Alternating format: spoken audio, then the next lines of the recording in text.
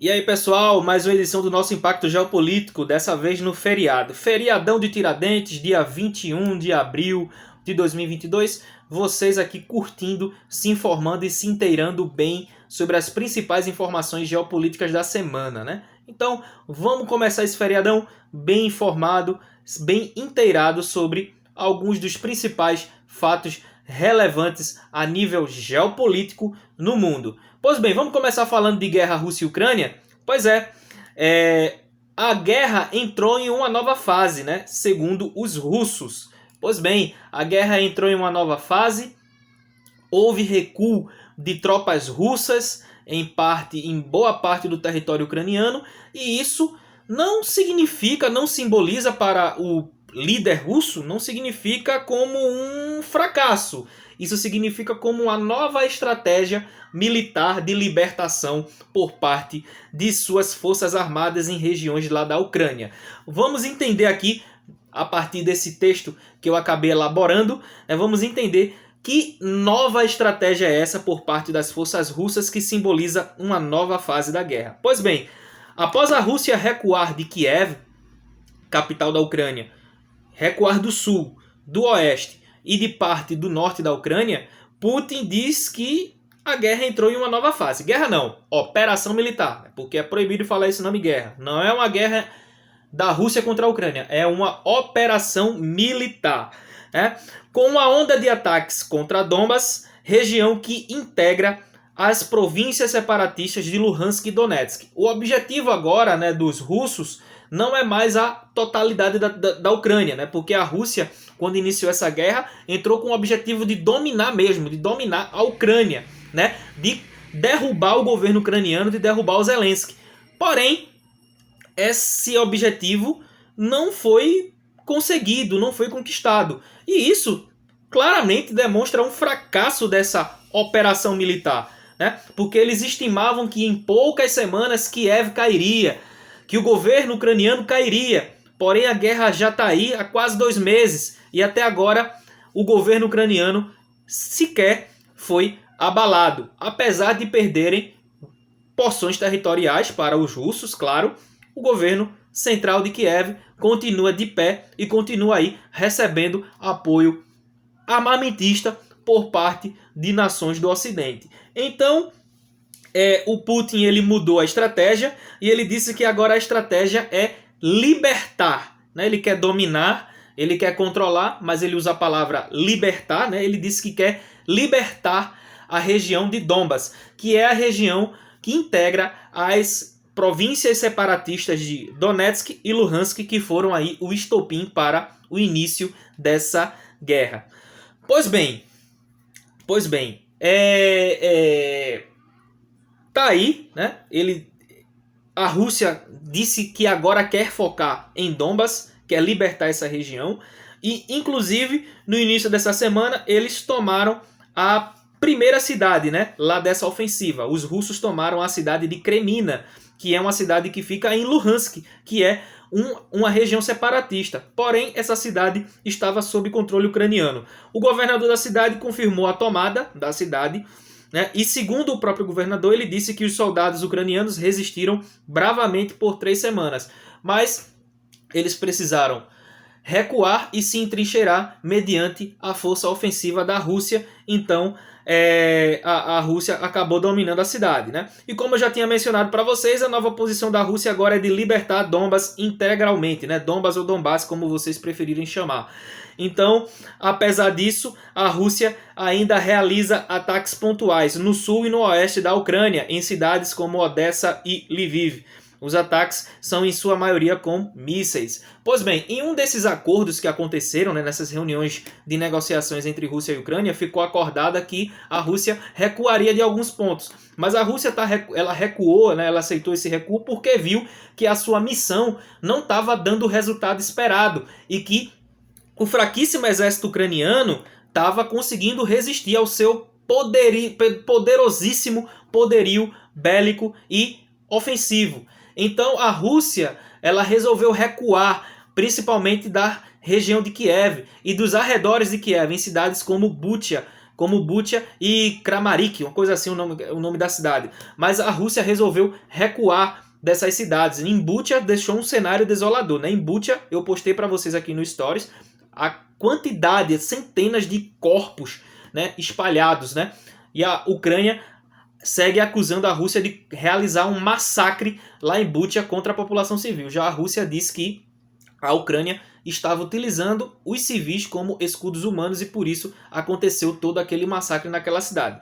Mas bem, a Rússia ela começou a recuar das áreas, principalmente das áreas do entorno da capital ucraniana, como também das áreas do oeste ucraniano.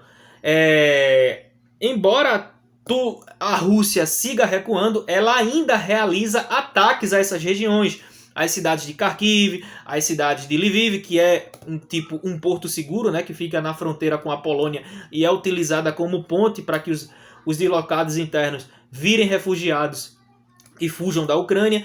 Então, essas cidades, como também Odessa, né, que tem um porto importantíssimo, né, Odessa que fica no sul da Ucrânia, e se Odessa cair, as outras cidades costeiras ali do sul da Ucrânia caem e a Ucrânia fica com saída zero para o mar, né? Então, essas cidades, elas continuam sendo bombardeadas, continuam sendo atacadas pela Rússia, mas não por forças terrestres, não por forças do exército russo, e sim por mísseis que são disparados geralmente da Crimeia. Eles são disparados, teleguiados e direcionados para essas regiões. Inclusive, houve um ataque em Lviv agora nessa semana, que a Rússia garantiu que esse ataque, o prédio que foi atingido era um depósito de armas, né? E em Kharkiv também foi um ataque a míssil, só que dessa vez um prédio residencial civil foi atingido por esse míssil que foi disparado por parte dos russos, né? A gente vê que houve uma mudança, né? Embora eles tenham recuado, continuam atacando através de mísseis. Inclusive, a Rússia, ela aí já está aí com um novo poderio balístico de mísseis aí para demonstrar força, né? A Rússia vem aí atualizando o seu sistema antimísseis. Pois bem, pessoal, isso aí demonstra, para mim, que os resultados não foram os resultados desejados, né? Eles pretendiam dominar a Ucrânia em poucas semanas e até agora estão encontrando dificuldades e estão até recuando e mudaram até a estratégia militar. A gente não quer dominar toda a Ucrânia, a gente quer apenas a região do Donbas. Pois bem, mudando de assunto, pessoal, vamos falar de Israel e Palestina. Também postei aqui nos stories vídeos de forças policiais israelenses invadindo Jerusalém Oriental, né, que é a porção de Jerusalém que pertence à Cisjordânia, que é da Palestina, que é um território palestino. Mostrei vídeos e uma força policial bruta e exagerada contra palestinos que estavam no Ramadã, né, no período do Ramadã, visitando as mesquitas, ou melhor, o complexo de mesquita de Al-Aqsa, lá em Jerusalém Oriental, né? Eu postei aqui vídeos de policiais atacando pessoas que estavam invadindo, né? Na verdade, invadindo e atacando pessoas que estavam nessa mesquita. Vamos lá, vamos conferir o que aconteceu.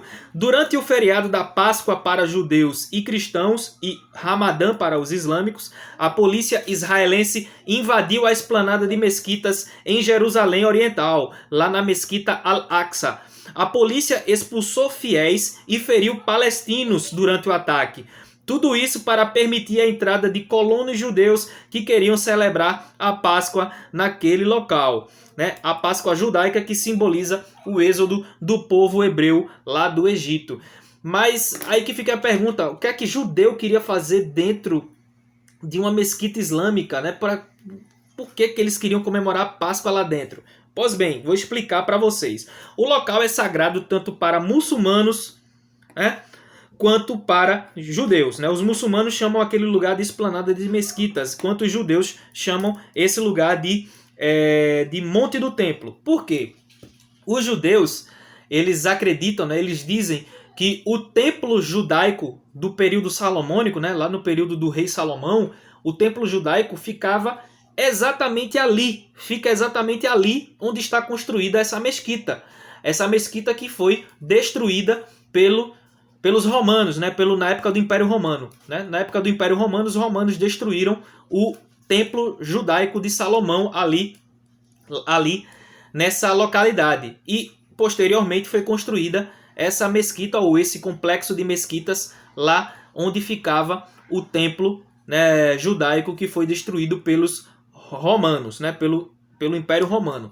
Então, os judeus acreditam, né, como eu já mencionei para vocês, que ali ficava o Templo de Salomão, ou o templo judaico do período salomônico, né? Então, eles querem aquele local para celebrar a sua Páscoa, para fazer suas celebrações. Vale salientar que desde 1967 a Cisjordânia ela vem sendo ocupada por israelenses. É praticamente um território ocupado. E vivem em conflito ali palestinos e israelenses, palestinos e judeus. Inclusive, durante o período do Ramadã, ocorreram diversos protestos contra a ocupação israelense lá na Cisjordânia, tendo em vista que os israelenses estão avançando cada vez mais e mais dentro do território palestino da Cisjordânia. Inclusive, ocorreu aí um conflito entre a polícia israelense e entre manifestantes palestinos que atacaram, né, a polícia com pedras. E a polícia respondeu com balas de borracha, gás lacrimogêneo e até mesmo balas de verdade. Isso deixou um saldo de mortos e feridos durante esses protestos que ocorreram agora, nesse Ramadã que os islâmicos estão vivenciando neste momento. Então, tem ocorrido protestos contra esse avanço, né, de judeus dentro do território palestino da Cisjordânia, né?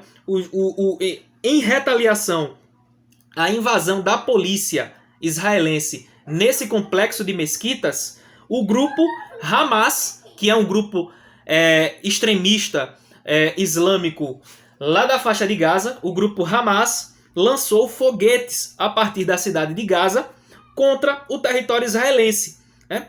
Alguns desses foguetes foram interceptados por um escudo antimísseis. E em resposta, Israel bombardeou Gaza, bombardeou a faixa de Gaza com ataques aéreos e disse que destruiu um depósito de armas do Hamas. Inclusive, eu soltei aqui para vocês, né, um vídeo falando, né, marquei até o breaking news, né, de informação importante, um breaking news da Força Aérea de Israel bombardeando a faixa de Gaza, bombardeando a cidade de Gaza, que é o reduto do Hamas, que é esse grupo extremista lá da Palestina. Então, Israel bombardeou Gaza e essas ações deixaram até agora 14 mortos por parte do território judeu, 14 israelenses morreram e 23 palestinos morreram nessas ações aí por parte do governo de Israel.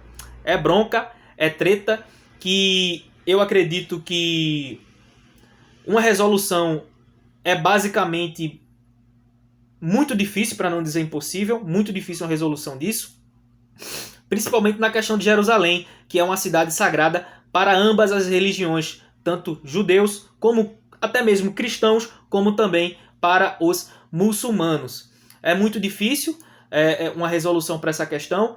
Os israelenses encaram que a Cisjordânia é parte do território judeu, faz parte do território judeu, e por isso eles avançam por dentro da Cisjordânia, fundando colônias, né? Inclusive até expulsando palestinos, né? A polícia israelense no ano passado, de 2021, expulsou diversos palestinos da Cisjordânia, alegando que o território, as casas que esses palestinos estavam vivendo, eram de propriedade de judeus, propriedade de israelenses, e diversos bairros da Jerusalém Oriental foram sendo desocupados, né, foram sendo invadidos por israelenses que foram expulsando os palestinos. Enfim, é uma questão muito difícil, muito complicada, né, e principalmente nessa questão da capital, né? Algumas nações, o próprio Estado de Israel quer que sua capital seja na cidade de Jerusalém e não na cidade de Tel Aviv, como é atualmente, né? Querem mudar a capital. Inclusive, houve um movimento por parte do Donald Trump, quando era presidente dos Estados Unidos, de mudar a embaixada dos Estados Unidos de Tel Aviv para Jerusalém. E isso gerou um repúdio por parte da comunidade muçulmana e principalmente por parte da comunidade palestina em querer colocar Jerusalém como capital de Israel. Pois é, pessoal. Muito obrigado por vocês terem assistido até aqui. Valeu, falou e nos encontramos na próxima. Tchau!